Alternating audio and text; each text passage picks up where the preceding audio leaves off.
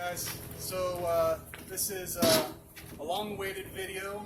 This is a care and maintenance and cleaning video regarding the Flatpit, and I've got the joy and pleasure of having my good friend here.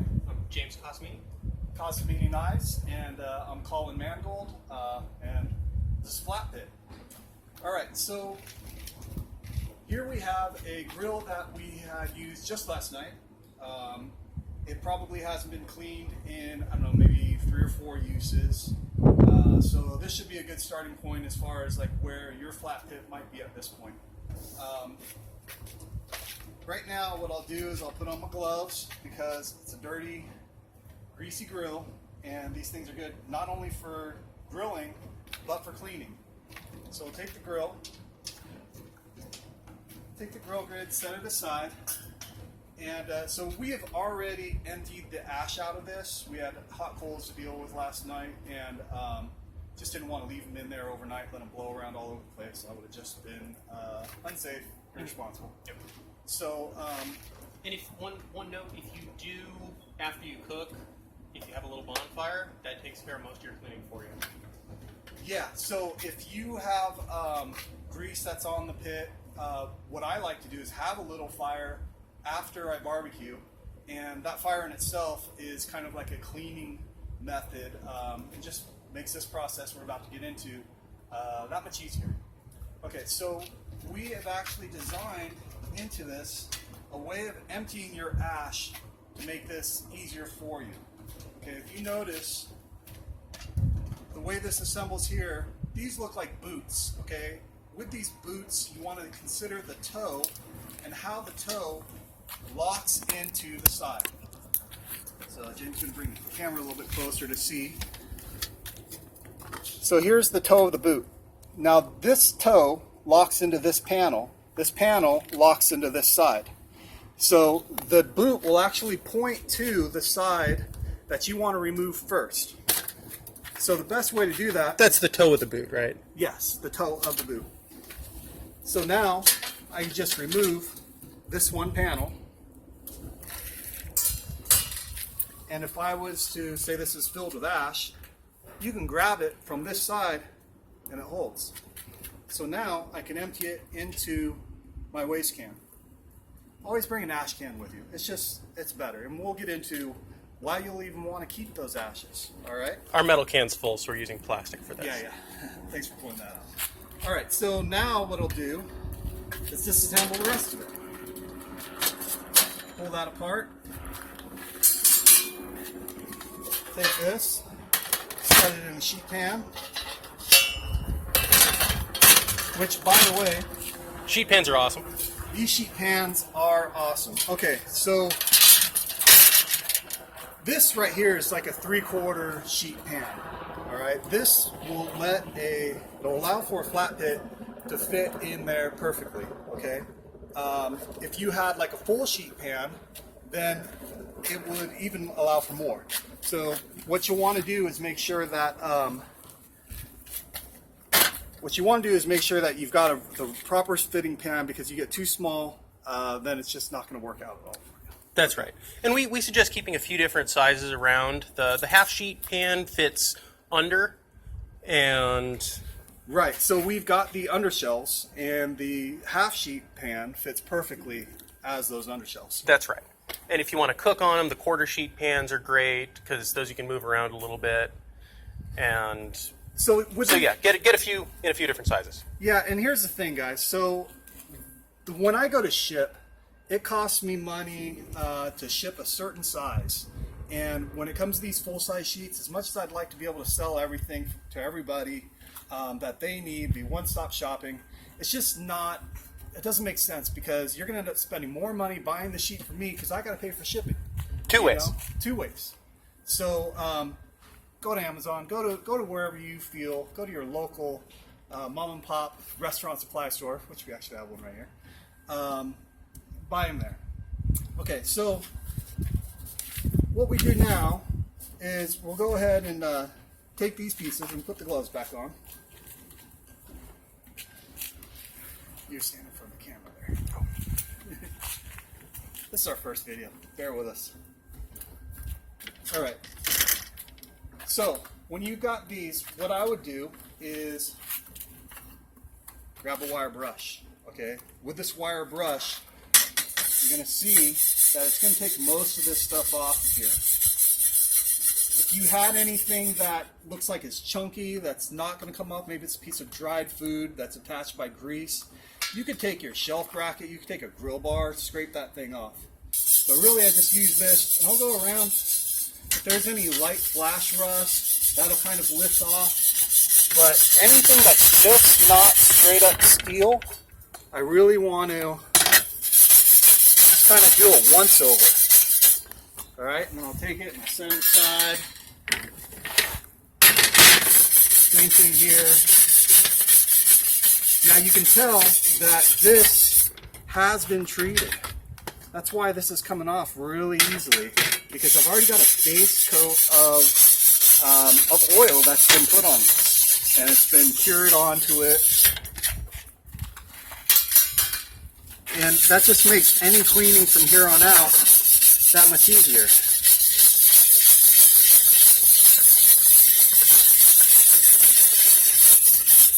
And the more you use these, the more you clean them, the easier it gets to do the next time.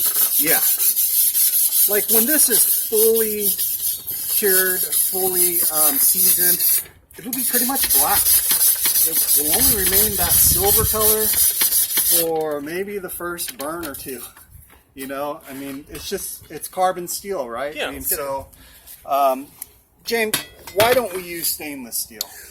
Well, there's a few different reasons. One of the big ones is stainless is a lot more expensive, but the other one is stainless has a much higher chance of warping, and carbon steel doesn't. It returns to its original size and dimensions a lot better. Yeah. So I had a lot of people that were kind of not so happy when I tell them it's not stainless steel, but it's a practicality thing. What I want to provide is something that's going to function for long periods of time, and with my experience with stainless steel and just the clinical aspect of stainless steel, it doesn't do what carbon steel does. So when carbon steel heats up, that heat transfers very evenly. Now when you're dealing with stainless steel, it doesn't heat up as evenly. So you'll have one part that's expanding while the other cool part isn't, and then you've got this warp. When you're dealing with those warps, it's going to make it harder to put to assemble it, disassemble it, and we just use carbon steel. The thing with carbon steel is it's essentially like cast iron, right? I mean, what's the difference between this and cast iron? Well, this has a much lower carbon content, and it's a lot more malleable. So if we were to make these parts out of cast iron, they would snap and break. But functionally, as far as care, they're very similar. So take care of it like you would your cast iron pans, and you'll be just fine. You like that one? I did. Yeah. All right. So I keep bringing up cast iron because a lot of people have cast iron these days. So a lot of people are getting back to using it, or I didn't grow up with cast iron. But I wish I did. And I surrounded myself with people that were very familiar with it, and I learned a lot about it. And now I wouldn't go back to anything other than cast iron if I can. So after doing this light brushing, it is essentially how you would deal with a cast iron. Got a cast iron pan over here, and say this was really dirty, it was greasy or whatnot. I wouldn't soak it. I wouldn't leave it in the sink. I wouldn't put it in the dishwasher. I wouldn't leave it out in the weather. I wouldn't use it once and just clean it just before I got to use it again, maybe 2 weeks later. So don't do the same thing with your flatpit, all right? So what you want to do is clean it after you use it, just like your cast iron. Clean it, heat it, season it, set it aside so it's ready for you when you need it next. All right. So now that we're at this point, say it's super greasy. Now this isn't. This is actually, because it's been oiled before, I could wipe it down with a towel, with a wet towel right now, and because it already has that thin layer of oil, And we cooked really greasy sausages on these last night. Yeah, So that was a great dinner, actually. But for the sake of demonstration, I'm going to show you how to do this. All right, so I've got a setup here like you would at your base camp. Tiny little bit of water. I have some camp suds here. Tiny bit of camp suds. I usually dilute this because it's so concentrated. And you can start stuffing. A little water.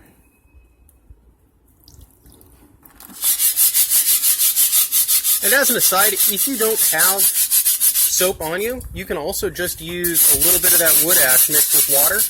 And what that'll do is that'll make lye, which is one of the ingredients in soap.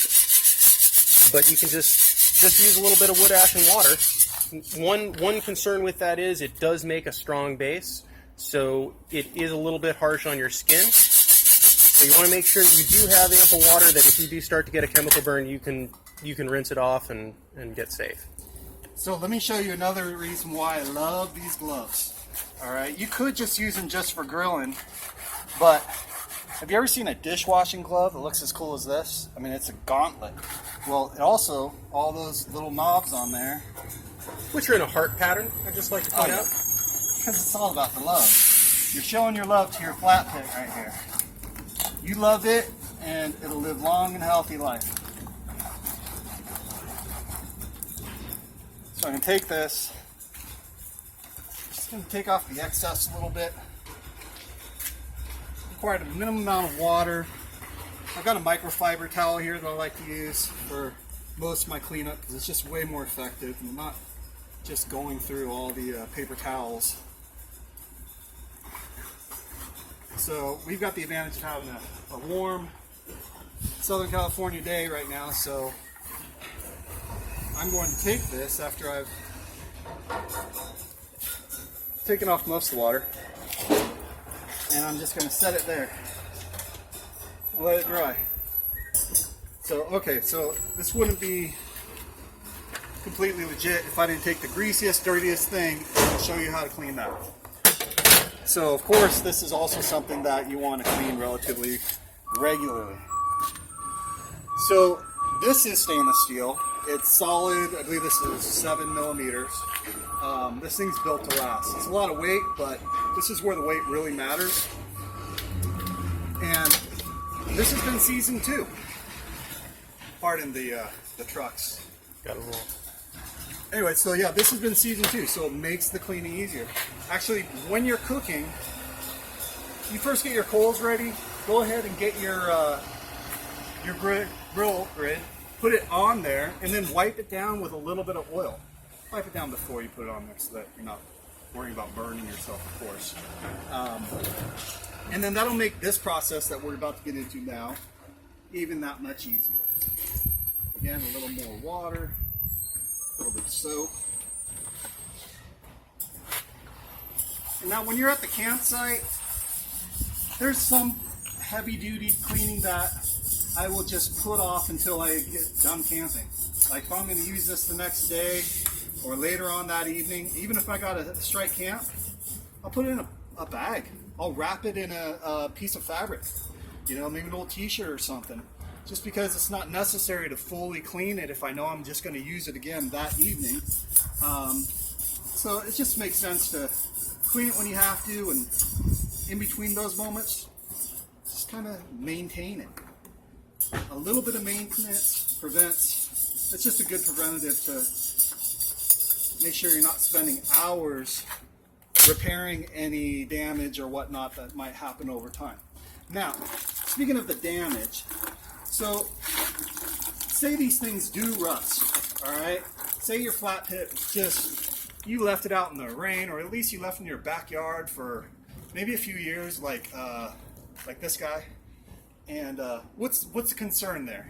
The concern there is there's your rust. It can do a surface rust, and it can also start pitting.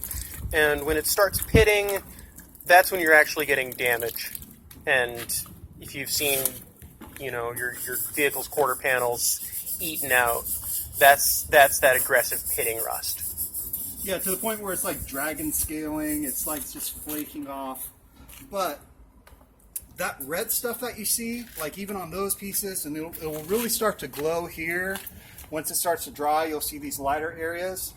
That is, it's also known as rust, but that's not the dangerous rust. That's just the effect of it being carbon steel. Right, right. And so what you can do with that is you can convert it into a more stable state.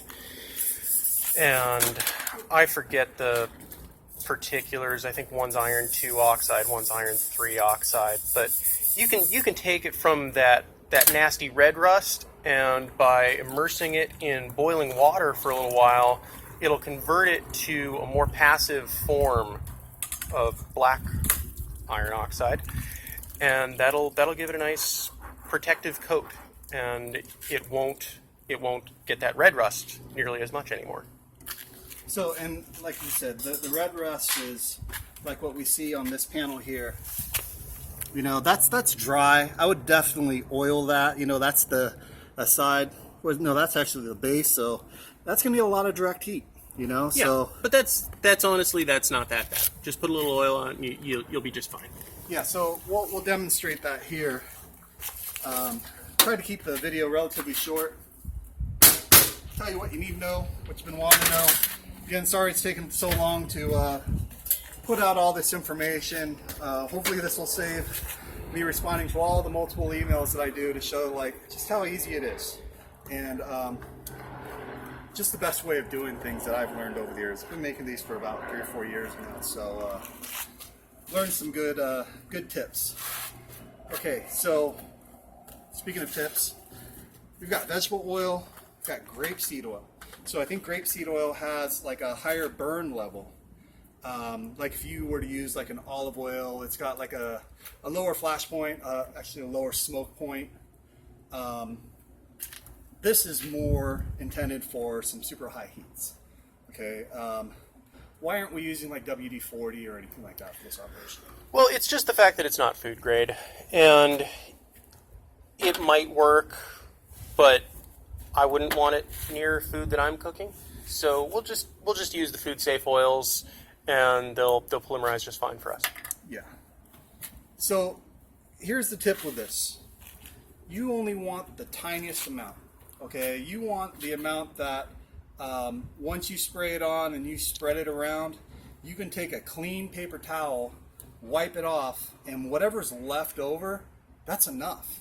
That's enough. Right, and it should look dry. It'll be darker than it was before you applied the oil, but it'll still look dry.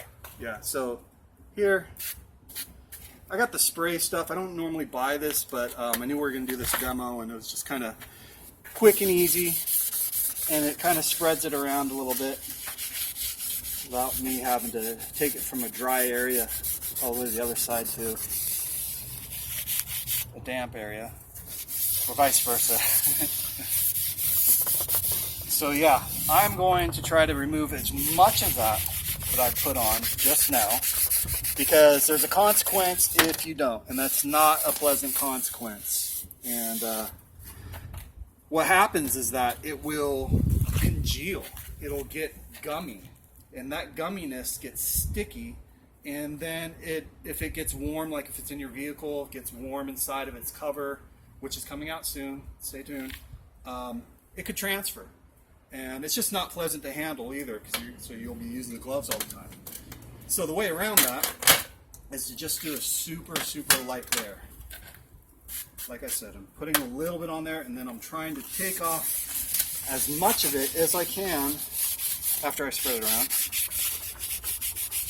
If I see an area that's like, okay, maybe it needs a little more, I might even just let that soak in there for a minute.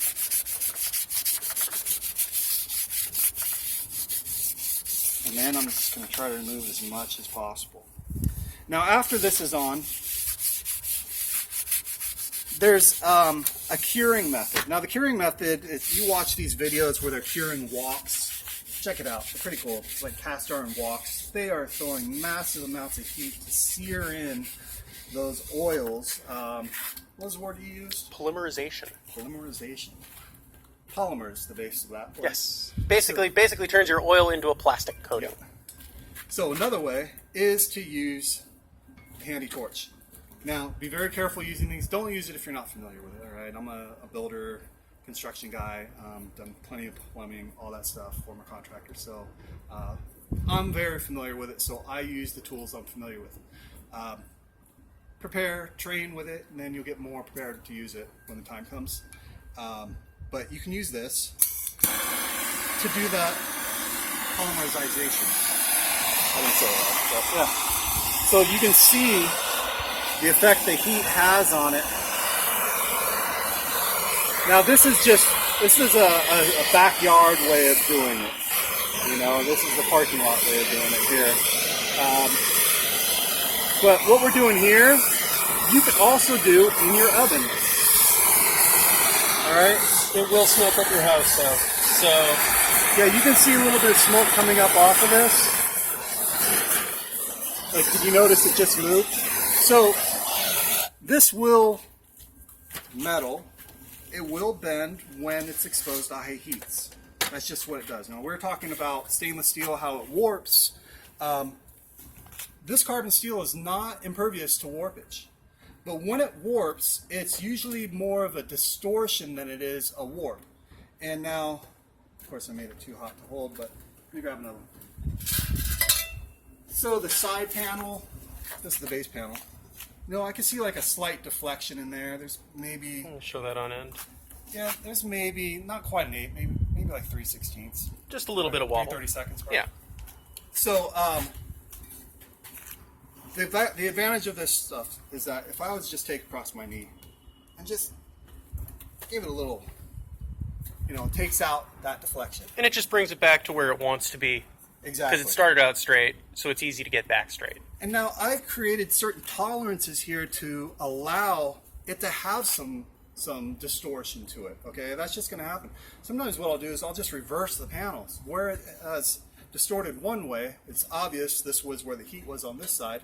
Next time, or maybe 5 times later, if it starts to get super distorted because I like blazing hot bonfires out in the middle of the desert, then I will invert it, you know, rotate it. Just like you would rotate your tires, you know, just to give that even wear. All right. And I think pretty much every panel on here is reversible both ways. Yeah. Yeah, they're aside all from the grill, interchangeable. but yeah. The sides. Oh, speaking of, so what we've done to the side here, this was developed early on, and I just had the blowtorch, so I just wanted to bring this up. Again, be very careful with your blowtorch. But Mr. Boy Scout here, the lazy Boy Scout. We like fire. Well, you know what they say, it takes a lazy person to figure out the shortest and best way of doing things. Something like that, yeah. Something like that. So we've created the port. Now this is a porthole for the attachment for the propane accessory, but it also works like, say this is all set up. Click this on, have your firewood in there. Don't leave it unattended. But this is a great way to just get your fire started. Say you don't have other methods and... Or you're lazy. You're just being lazy, you know? Mostly you're just being It lazy. happens, especially after a long trail ride or whatnot. This is definitely a way that will help get that fire started quickly, you know? So I did mention the Propane Accessory Kit. So I have one of those. And you'll see some videos about those in the future, but there's plenty of photographs of it on Instagram. Now, if I was using my propane kit, there's a scenario that happens with cooking with propane. So when you've got a live fire and you're grilling over a fire, the greases will drop into that fire. They get consumed. Okay, when you're grilling with your propane kit, there's nothing to consume that heat. You know, they might hit the heat shield and dissipate somewhat, but if, say, I was cooking chicken or something, a high grease emitting food, all that grease is going to line out the interior of your flat pit, and that makes for a lot to clean up, you know. So in those scenarios, I would suggest with that propane accessory, line it with aluminum foil. They've got that, was it 16-inch wide or the 18-inch wide? It's the heavy-duty stuff. Yeah, go get a nice industrial roll of aluminum foil. It's great to have in your truck, and don't go with the cheap stuff. Just Don't go with get the the cheap nice, stuff. get nice, thick, big pieces. And now with the latest version, I've designed it so with one sheet, as long as you're grabbing the extra wide stuff, it will coat both the walls as well as the base all in one pull. All right, so you're not trying to piece it together in order to cover up the whole thing. And then at the end, just crumple it up, recycle it. But yeah, that's an important tip if you're using that propane accessory. Okay, so we got our notes here. Set in the sun, lightly oil. Yeah, I think we pretty much covered all of it, James.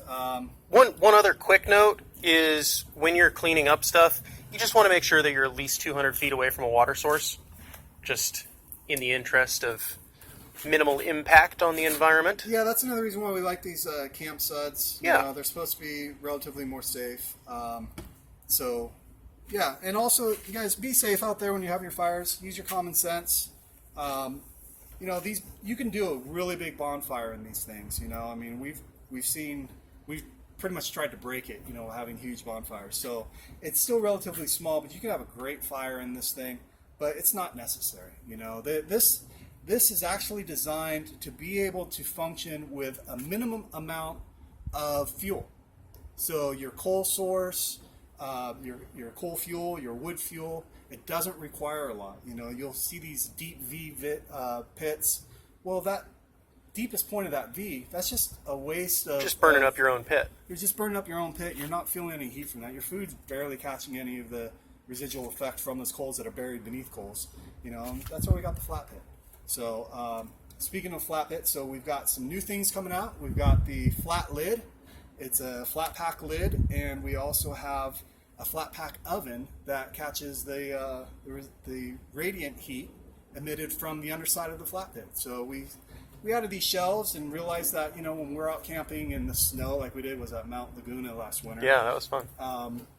You really see like what is necessary to make this not only fun but effective in the worst of environments. We had some pretty strong gusts. It was probably 20 mile an hour wind and high 20s degrees. Yeah. So it was exciting. Even though we were cooking the chicken, it was cooking on the bottom, but without a windscreen, it was just cooling off in the wind. Yeah. So that's one of those times when we used the cookie sheets as a windbreak. Yeah, the cookie sheets work great, and you know, there's ways of making lids or windbreaks with these cookie sheets. It's a multifunctional tool, you know, to not only create like heat barriers, thermal barriers, you know, like for example, this pan. Did we get into this where you could set this on a lawn if you wanted to barbecue on the grass and you didn't want to burn the underside of the grass? Put this on the grass and then float it with a bit of water. And then set your flat pit in. Okay, so that water is just going to add to a thermal barrier to prevent that heat. You just don't cook your grass underneath. Yeah, exactly. And I've actually used this. Or people's picnic tables. Yeah. I've been cooking in friends' outdoor kitchens. They've got like granite or stone countertops, and I've used this with, you know, of course, I'm only grilling, and I'm not creating. We're not making bonfires on people's picnic I'm not tables. creating this massive heat source, you know. But for simple grilling, it works, you know, in my experience, okay? Right. And obviously everybody's fire situation is different, so you really need to check out your local conditions, figure out what's safe for your particular area, and make sure you're operating within those standards. Yeah, the disclaimers, I mean, they're a rabbit hole. I mean, did I remember to warn you of this? Did I remember to mention that? So really there's a point of like, just be safe. Be safe, guys. And girls. Be careful. And everyone else. And enjoy yourselves. Okay? Yeah, we got some more videos that we're going to come out with soon. I'll tell you what, how about if you tell me what you want a video of? We're going to have some cooking videos coming out soon. Like I said, this is our first one, so we appreciate your patience. Yeah. And, leave comments and let us know what to do. Yeah. All right. Follow Casamine Knives, and you know, check out our website. We're adding stuff regularly. You could actually join our Facebook forum. It's called Flatpit Foods features and facts, I believe is what it's called. So on that forum, it's going to create an environment so that people can share their experiences. They can voice their concerns, their questions, and I can field it more regularly in a way that much larger audience would benefit from than me just answering emails like I do now. So join it. I'm going to have some raffles on there regularly to keep things interesting. We'll have some, maybe we'll do some brand new pits for the people that don't have a flat pit yet. And show off what you're cooking too. Yeah, especially right now. This is what? This is the week of 4th Does of there July. happen? So Does there happen to be some sort of contest? there is a contest. So hop on Instagram. It's at Pack Flatpit, PACKFLATPIT. We have a photo contest. I want to see what people are cooking. Okay, and recently designed this really incredible flat pack lid, the flat lid, and I'll give that away to the best picture. Okay, post as many as you want.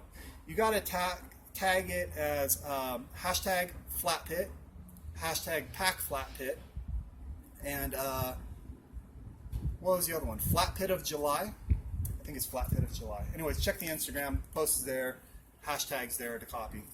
But yeah, we'll have a free one for the best photo, and you have until this Sunday, the Sunday after 4th of July here in 2019. So anyways, thanks for watching, and post your questions, post your comments, and let us know what we could do better. Let us know if we missed anything. We'll even do another video to touch on the bases and the points that maybe we skipped over or didn't consider. So anyways, cheers, and happy Independence Day. Bye.